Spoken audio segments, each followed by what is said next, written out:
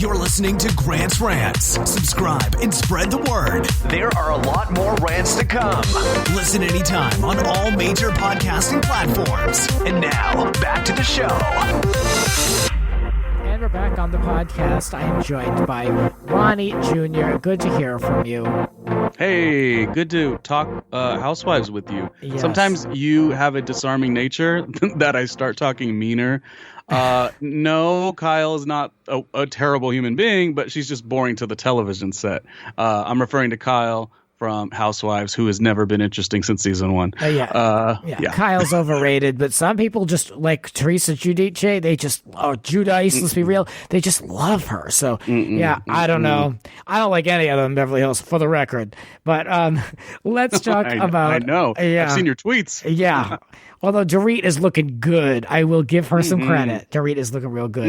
I'm with that. Let's get into some conversation about streaming wars, though. This is not going to be a boring conversation. I hope people find it interesting, actually.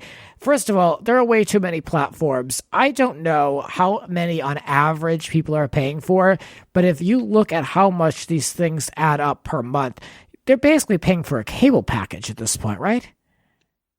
Yeah, I mean, it started off with a good intention, and now everyone wants their piece of the pie. Much like podcasting, everyone wants to, just throw in something that they think will hit and it be a money maker. And, it's taken away the art of it, I guess. Like, even though it's just streaming, the art isn't there anymore, is kind of how I've been feeling. It looks to me like these media companies are basing their whole bottom line and their whole future on these streaming platforms. And I mean, I hope it works out for them, because it's like we were talking about Bravo in the previous segment. I mean, they're moving stuff over to Peacock, that should have been on Bravo, in my opinion. And, I mean, what's left to be said about that Bravo audience? I mean, I understand the priority and you want to have supplemental content, but, how do you know it's going to be successful? And that's what this article really talks about. There's a CNBC article, and they talked to the Discovery CEO, David Zaslav, and a couple of interesting things came out of this. First of all, Discovery Plus, I can't imagine this is going to be very popular. I mean, we all know HBO Max. We all know the brand that goes with that, Disney Plus, and now Paramount Plus is everywhere, which I don't know if people realize that Paramount is part of CBS Viacom, but it's all becoming a little too niche, I think. Yeah, everyone who had CBS All Access, and I know people did, because CBS All Access would air Big Brother, like the unedited stuff. Yes. I am somewhat intrigued with what Paramount's going to do, but I think I worry about how most of these platforms seem to have a huge rollout, but nothing more. So it's like they're putting their money into the rollout. And it's like any product. Like, do you buy a product based on the marketing, or do you buy a product based on the product? I would love it if more of the platforms took intrigue with making sure the marketing doesn't overshadow what we're marketing to, because that's what's happening a lot. Great marketing, but then once we get there, we don't have anything. Well, Paramount Plus. Yeah. Go ahead. I was going to say, a great example of that is Apple TV Plus. I mean, that came in with the morning show, and I couldn't even tell you what's on that. I have the option to look at it because I purchased an iPhone within the last year or whatever, and they extended it or whatever. I don't even care to figure it out. I just don't. There's nothing on there that I wish to see. I have enough options in my own setup. So, well, here's the issue. Well, Wilson Cruz had a really good queer 6-part miniseries, I believe, and that was really good. I don't have the service, but I've been able to watch it with someone. My point, though, is people aren't really going to that service. However, they spare no expense at just hiring, the most flashy, high volume type entertainers. And I guess that works a little bit, it does get attention, but it's not packing the punch after. And this is what we're seeing everywhere. We're seeing this with Spotify. Spotify, Rants is probably one of the best podcasts in this particular field. You go toe to toe with a lot of people that are making a lot of money. But you don't see Spotify even investigating, even looking, understanding the landscape. What they are doing is saying, if you are a celebrity, let's give you thousands and thousands and thousands and thousands of dollars. Yep. And we're going to put out a show that necessarily won't quantify people coming to check out the show. You know, when Spotify did their initial podcasting rollout, I know like Amy Schumer was one of the early people, and Joe Budden, the rapper, he was an early one. Well, the difference is Amy Schumer, she didn't garnish the views. The data did not show that she brought anything. Because again, she's a celebrity, she's a comedian, and that's all good and dandy, but she didn't bring stuff to Spotify. Whereas Joe Budden, the rapper, he had his huge Spotify deal. Now he's with Patreon. He left Spotify because he wasn't getting necessarily what was best for his creative outlet, you know, because his audience actually did follow. So there's a difference. So I'm saying is I wish the networks and the streaming platforms for audio paid more attention to who they're giving the money to, and not just saying, oh, celebrity, it's easy, it'll work. Because it doesn't work. I'll tell you. Quibi knows it didn't work. Yeah, I really do look forward to the day when people realize that this influencer culture and this celebrity culture and these celebrity attachments and endorsements don't translate to the degree that they're expecting. I don't know why people don't realize this. You know, I mean, we've got housewives on Instagram today trying to sell a toothbrush or something. I mean, you know, what are the sales? I mean, are people really buying these things? You know, I mean, it's just this culture is out of control. It's quantitative because they can look and see how many collective followers these people have. But does it translate? It's hollow. It's very hollow. On the TV show Summer House on Bravo, the least interesting person in the room is always going to be Hannah. That's just the case. That's just a fact. She is not interesting. She is a boring human being to the show. But she dominates. She's on every big podcast. You know, she does silly tweets that are irrelevant, unfunny, but get people to say, ha, ha, ha. But definitely you would never laugh at that actual comment in real life. And so what do? They basically take what could have been – Summer House has this character named Lindsay. Lindsay should be the star of the show. Lindsay and Danielle would be my top two follows if I was producing the show. But basically the show is now turned into the Hannah show. Now, why do they do that? Because Hannah gets the most collective numbers, as you mentioned, and then now you have a hollow show. So that same rule, in my opinion, applies to the streaming wars. You know, you can't just pay rich people more money and make them richer and expect it to work. Yeah. I'm intrigued what Paramount is going to do because can I tell you a get that I got with Paramount? Paramount giving us a lot of like real world type stuff and the challenge and a Road Rules reinception and a relook at Real World season 1 as they're all coming back in the house together. That to me felt like something like, okay, great. I have something to hold on to. So that's maybe a move more platforms should look into. I guess there's a Rugrats reboot that they're making. I mean, I don't know if we really need that. But everyone, they're looking under every rock, I think, to see, like, is there anybody here? Anybody care about this? It's really going to be fascinating because thinking in the future, where this all shakes out, like the CEO, again, of Discovery, he said that we're going to know the winners and losers of these streaming wars within the next 2 years. He says it's going to be Netflix and Disney who are likely the two, like, global winners. But then there'll be like a spot for really one or two others to really be competitive. And he thinks that the fiercest competition will come from those that offer the most script-heavy content. And that others are going to have to merge and package and consolidate, which I believe is inevitable. And that's what I've been trying to tell like my older family members who are so confused on what to pay for. And I'm like, honestly, just wait. Wait for them to consolidate. Not all these guys are going to be able to pull it off on their own.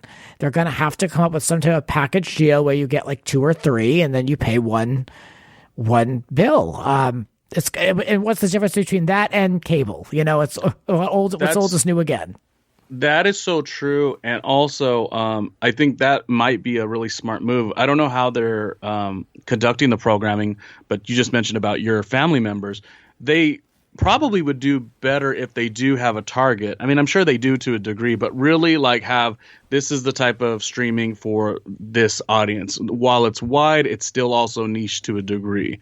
I think a lot of times they're trying to just throw everything in a bucket and see what lands. And my dad, who is in his 60s, is dying to cord cut, and I'm trying to explain to him, like, you're not going to have what you expect. You're not going to have your news and sports and weather, and you're going to have like a show from the 90s on demand. Is that something that you want? And I think a lot of consumers are still trying to find their footing with this, because especially if you're like lifelong, like DVR cable subscriber, it's a different world. So I think it really will come down to a top 4 and maybe 4 or 5. But I don't see how all these people can compete. So we shall find out over time. But it's an interesting thing to think about, because there's just so many companies that this is their future business model, and what happens if and when that doesn't shake out. So. And again, I like that you explored this in a way that you explored what it's like for the consumer too. Because again, the consumer is paying already all of their bills. It's a tough year, and they're going to do 4 or 5 streaming platforms. That's going to end up being more than your cable bill would have ever been. So boom, you're back to square one. And I mean, you probably follow 2 OnlyFans accounts, so that's going to put you back another $25. Like, well, it's just too much. Like, I can't do it. Yep, too much on-demand content of all kinds. How does that make you feel, Grant? Question to you: how does that make you feel as a creator? You digitally putting your content out independently. Do you sometimes worry or wonder where the landscape within this would go? What I wonder is, where is a platform for independent creators? I wonder, like, okay, so we're going to keep giving the same people the same opportunities to host and produce the same stuff and slap their name on a lot of projects. Where I don't see anyone getting any younger here. I'm seeing a lot of the same faces from TV just getting big deals on these platforms. So that's kind of what I'm waiting to see. Right. Where's the independence, and where are they going to be able to find a home? Because if everyone has to have X amount of followers or have X agent, then it's homogenous. We can't move forward. And again, earlier, we seen Khloe Kardashian have a show just because she's Khloe Kardashian. It was a talk show. I believe she got paid 3 seasons, but it only aired 1, and it was on FYI Network. And it was like a rollout of FYI Network. I forgot about that. Yeah. Yes. So my thing is, I mean, I am, again, by me saying Hannah from Summer House is big digitally, and she's not working on the show, maybe people just don't care about that anymore. But I think at some point you can use the little tricks and the tools of like, if I'm casting out a group, I want to cast people that are highly visible, but they still need to be good. And I think that's where we're missing. And it's going to get more and more hollow as the time goes. I have a little thought I think maybe one of these streaming platforms should look into. If everything that we're putting on the TV, Grant, is the rich this and the gaudy woman, fashion this, and which I love all of it. We all do. Where is maybe like an MTV? Maybe it's somebody new. I don't know. Where is the platform that is putting Making the Band type shows? Remember when in MTV days they had Making the Band? It was a bunch of gals or guys too who wanted to become signed to a label. Now I understand music industry is different where people don't necessarily need to be to a label, but I would like to see programming of that ilk. I'd like to see programming. It could even be something where we give, it's a little contest where we give you an opportunity, American Idols for music. We give you the resources to get your podcast to, a Spotify deal or Apple or whatever. Yeah, competitive reality TV. Think of the past. Yeah, we have everyone who is a starving artist, and they're getting the least attention they have ever gotten in the year that's been the hardest to make money. But the people who've gotten the money have been Kevin Hart. No diss to Kevin Hart at all. But I think there is a void. Yeah, there's not a lot of that out there to be able to pluck someone and bring them on, except for like that tired old show, American Idol. But I mean, thinking about being a Broadway person and, Erica Jane's just taking up a role. No diss to Erica Jane, but, we're just really not letting the arts shine, and it's hollow, and it's going to be bad in the long run, for all the creatives. Yeah. I mean, I'm just thinking of someone who's trained, they went to, Tisch School of the Arts, and they are way better vocally and have a wider range than someone like Erica, someone who has danced their entire life and is completely qualified for that role, and they can't do it because Erica from Beverly Hills Housewives has to do it for a storyline. Yeah. I mean, like I said, for stunt casting to a degree does make sense. Like none of us, if Grant is running, a show, like you could understand, bringing Erica would be great. But like, it's becoming, that's all that it is, That's the problem. That's the problem. I was watching this one program, there's a program called The Queerties, and they were doing all the nominations. Now, Trixie Mattel is one of the biggest drag queens around. However, the podcast she started was fairly new. So there was nowhere in logical sense for Trixie Mattel's podcast to be nominated for the podcast, maybe for other stuff, but not for that podcast. It not only got nominated, it won. I don't even think they've got 12 episodes. I mean, I'm being crazy, and I like Trixie Mattel, but this is what I'm talking about. Yeah. People are doing it because they're like, well, who's the heaviest and the busiest person? Let me attach my cart to them, and let's ride off into the sunset. Good for business, not good for the creative, and I'm demanding people to show more respect. And follow my Patreon, because if you don't, soon enough I'll have a Corona bottle up my ass and I'll be on OnlyFans. I just have to deal with that lifestyle. Yep. How do I want to get out of this? Where do you go from there? Speaking of questionable casting. Thinking about the Corona. Speaking of questionable casting, let's take a look at Kristen Stewart, unfortunately playing Princess Diana. There are photos out there. What the hell is this? Who wanted it? Who's craving this? This is like an insult, in my opinion. Daily Mail, however, they're apparently a fan. They're saying Kristen Stewart masters Princess Diana's signature style. She's sitting there in a wig. It looks like you'd get at the 99-cent only store with like not a shake and go Adidas shoes on. I mean, I'm just looking at this. I'm like, this girl looks nothing like Princess Diana, and I'm just like appalled by the whole thing. Am I alone in this? No, I was appalled by the Christmas movie that everyone swore was so good, and it wasn't so good, specifically because of her. I try to maybe not be critical and just wonder, who is this person? Like, who is the person who's sitting at home and is flipping on the old Twitter, Grant, and is like, oh, yay, Kristen Stewart makes sense. I want to see her in another film. Like, who is that person? I mean, I sometimes got to remove myself from myself and think, who is that person? Because that person has to exist, but clearly it's not me. And the guy, too, isn't Robert Pattinson? Isn't he going to be like a Superman or something, or a Batman? I don't know who this audience is, but we keep getting them, even if we don't want them. I mean, if I've said it once, I've said it a million times on this show. All you need is a good agent and some followers, and that's all you really need. I mean, truly. And I mean, just looking at these photos, and of course, I'm judging the whole film based on these photos, but I'm judging, and that's what I'm here to do. It reminds me, I'm getting the same vibes of our dear favorite Lindsay Lohan when she played Elizabeth Taylor in that wig on Lifetime, and I was like, damn, like this looks rough. Like, is Lifetime this a feature film? Is it a Lifetime film? I don't know. I don't think so. I was just gonna say, is this a feature film? I don't understand this. The quality looks like it's for Instagram Live, but I know neither here nor there. I mean, they're in production now on location in Germany, so there's definitely money here behind this. And royal fans, like diehard fans they're already deeming this film as inaccurate. So, I mean, just stop now. Just stop now. Maybe what you do is, I agree with Ronnie. Let's just turn on the Instagram Live, for the wig is already on her head. Recite some dialogue, and then let's call it a day. We don't need to move forward with production on this. I don't know anyone that's going to take this seriously. And I think audiences were pretty happy with what we saw in The Crown season 4. I think it was season 4. I think audiences were pretty into that. So I don't know why we need to see another aspect of her story. Although she's fantastic, the legacy of the princess. But Kristen Stewart wouldn't have been on top of mind. She would have been my 6th favorite person. That's a callback from our other episode, damn it. Yeah, she would not be our fave. I don't understand what the hell this is, and I won't be watching. It's that simple. There's too much good stuff. I know that Ryan Murphy was doing a show that was all about, like, not William, what the hell is his name? Charles versus Diana.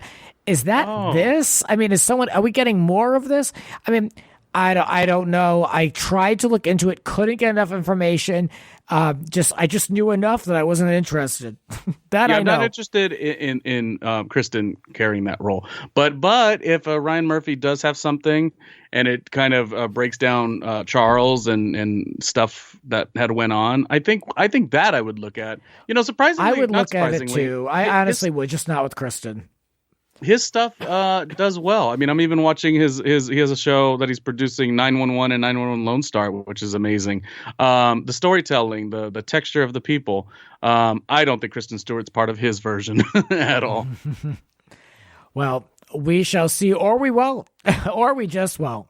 And that does it for this episode of Grant's Rants. Ronnie, where can people support you and see and hear more of you? RandomlyRonnieJr.com is where everything lands. So just start there. RandomlyRonnieJr.com goes to the YouTube, but everything's streaming as well. But the YouTube is fun too. Well, thanks for coming on the pod. I love you guys for listening. Be well out there. I will try to get back to you with a new episode coming up soon. I'm working like 60 hours a week. I want to get this to you for this week. 60? We'll see you. It's ridiculous. I've burned out. Can I at least, Grant, encourage the people? It's a Sin on HBO is a really good series. I'll just leave it at that. Do your homework. Look at it. Because Grant has not been available to record as much.